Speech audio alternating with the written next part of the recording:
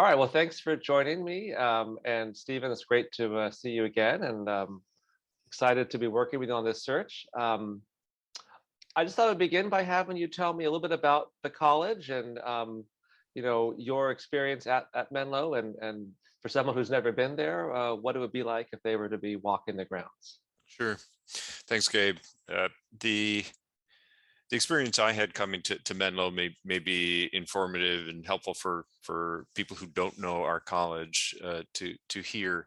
Uh, I'm in my 10th year at Menlo. So first and foremost, I'm clearly voting with my feet in terms of having found an institution for which I have tremendous passion and which I believe still has tremendous potential that we can still realize, even though it's grown and changed in terrific ways over this past decade.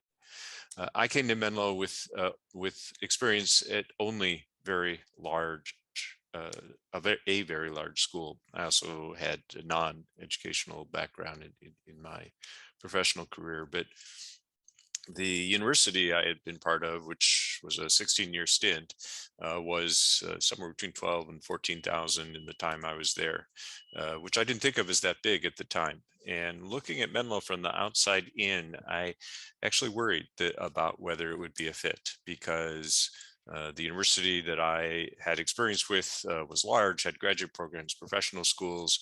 Menlo at this point in time is solely an undergraduate institution and very small by any measure, around 800 and, well, last fall, 826 students to be precise.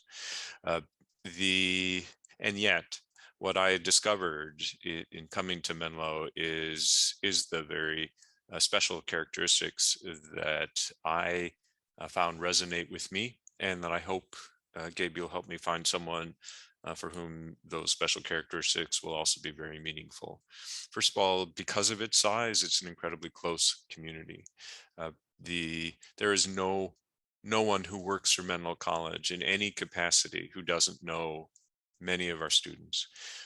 In an administrative role such as the one that I have and the one that I started at Menlo in, uh, I I feel incredibly fortunate because I do know so many of our students, and I feel like I'm part of their journey through this institution, which I'll tell you makes commencement very often a bittersweet affair because there are people whose lives you've been part of, and you've watched these people grow and mature, and sometimes act out in ways that maybe you wouldn't have wanted, um, but nonetheless you feel connected with them, and when it's time for them to leave and go on their way, it's, as I say usually quite bittersweet.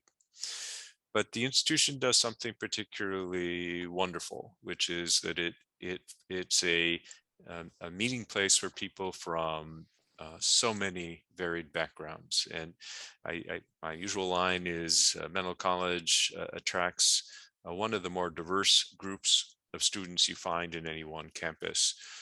And most people consider diversity as racial and ethnic diversity, and we absolutely check both of those boxes. We're majority minority, federal designations of both Hispanic serving institution and Asian American, Native American Pacific Islander serving institution, which, by the way, only 1% of colleges and universities have two minority serving designations, and we're one of them.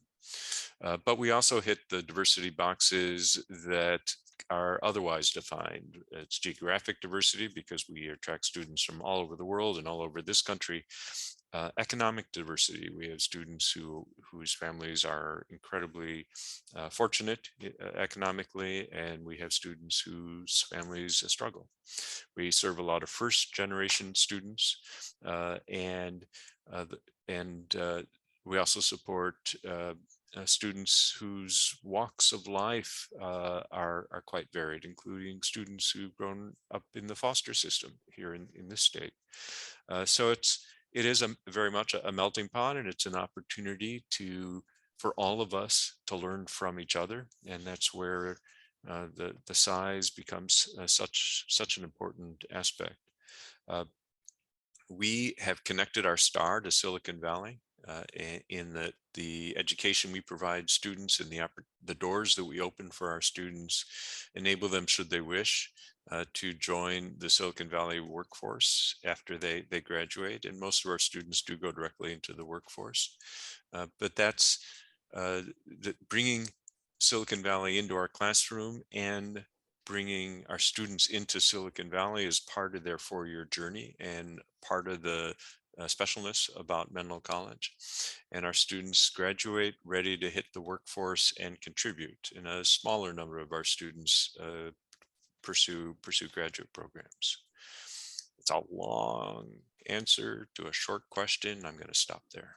It's great. It paints a great picture. And one of the things you said in that great answer, you talked about the potential of the college, and you used also, like, the term opportunity. So when you think about this role right now, why is this role important for the college vis-a-vis its potential and where you see it headed? Yeah, it's a great question. Uh, we've been without a CFO for most of the pandemic. The pandemic, as was true for just about every college and university around the world, the pandemic hit us hard, and it was a time to husband our resources to make sure that we could come through the pandemic in as strong a position as possible. And I think that is exactly what happened. In fact, compared to most schools, we fared much better whether either with respect to finances or with respect to enrollment. Of course, those are closely aligned at a school like ours.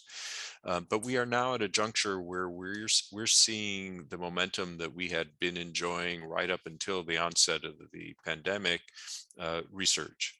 It looks like we're going to have a record-setting number of new students this fall. We have a record number of applications and a record number of commits year to date, and I don't see any reason that that won't translate in 3 months' time to a record number of new students, which is terrific.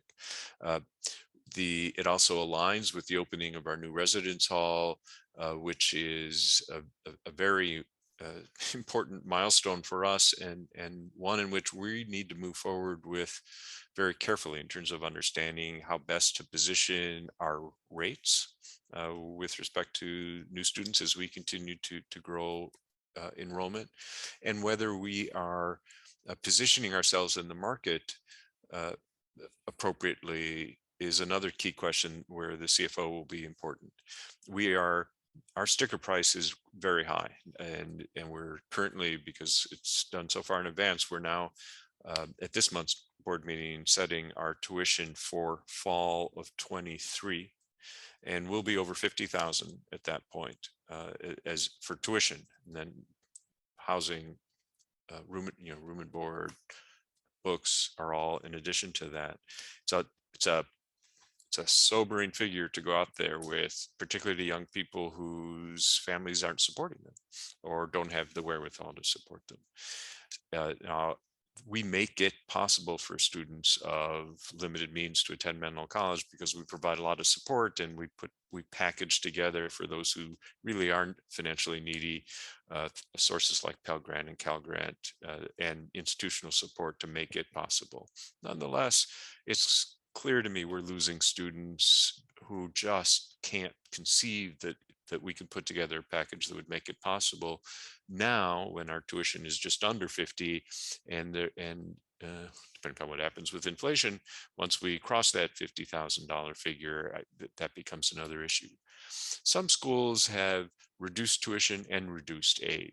That sounds easy on the surface, but is a complicated set of questions where the CFO will become so key to help us navigate. If it's the right thing for us to do, how do we do it? How do we position it it's a whole different exercise with continuing students versus new students. How do we ensure that we are sending a message to our prospective students and their families that we're not in desperate straits, which so often if you slash prices, it's a fire sale, right? That's not the message we want to send. So whole set of questions where the CFO will play such a central role. We also have been on the same course system for well, longer than I've been here, about 12 years now. And it'll be important for us to evaluate whether our core system is optimal for us. My bias is it's not. And that a CFO is going to be very important for working with our IT folks to figure out whether there's a better solution for us, and if so, how we will make that journey. And it's one I want the CFO to be front and center on, because I want to be a little removed from it. Uh, we are also uh, about to launch our first graduate programs. They'll start in the fall of 23. So the coming year is one in which we will be setting the tuition, figuring out how we will structure the support staff for those graduate programs. So that'll be another key area where the CFO will be instrumental. We've also created new leadership roles and or um, replacing few people who are retiring, that will be um, kind of important partners for the CFO to ensure that collectively we continue to form a leadership team that links arms and moves forward in a coordinated way. Uh, and then more generally, uh, the last 2.5 years, if anything, have taught me that we need to be prepared for the unforeseen. And I've felt acutely the absence of a CFO for the last 2.5 years, and want someone who is in place, who can help us navigate whatever the next bump in the road is going to be, because there will be some. The CFO here has a seat at the table in that regard, and will be a very important player to helping us navigate if we have nothing but clear skies ahead of us. Hallelujah. And we'll be growing, and that CFO will be a part of that growth pattern. But if there are a few rain clouds out there, or worse, the CFO will also be a key player. And you have been that key player. I think a unique aspect of this search is that you've been in that seat. And so you know what they have to go through. And here you are now running the college. So just final question, sort of a two-parter. One, what are you looking for most in that next CFO? What will be the right partner for you? Knowing what you know about the role and what's needed for it to be successful.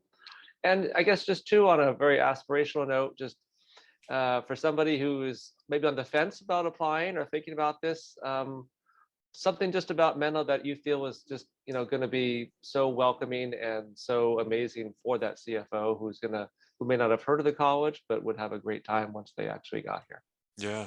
Well, I hope the two questions have an overlapping answer, because my view is, or what I'm hoping for, is someone who will be a partner not just to me, but to the campus broadly, but in particular, of course, the leadership team. Uh, the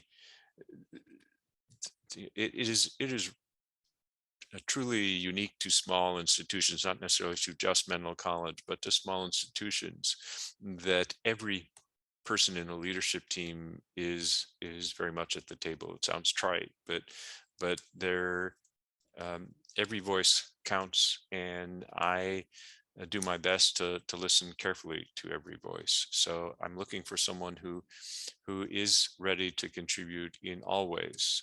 There aren't hard lines around job descriptions here.